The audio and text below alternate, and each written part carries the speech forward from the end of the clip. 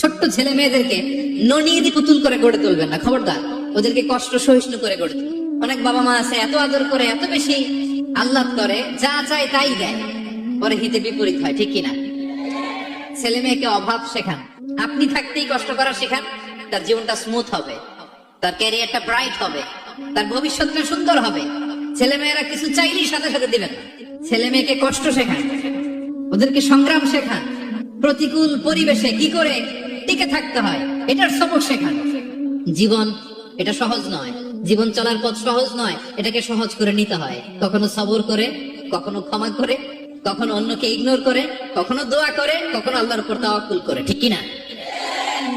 ছেলে মেয়েকে আদর করে বোঝাবেন, বাবা এখন তুমি বাবার হোটেলে খাও, মায়ের হোটেলে ঘুমাও, সারা জীবন এমন চলবে না, দুনিয়াটা বড্ড কঠিন, এখানে কেউ কাউরে জায়গা করে দেয় না, নিজের জায়গা নিজেরই করে নিতে হয়, ঠিক কিনা?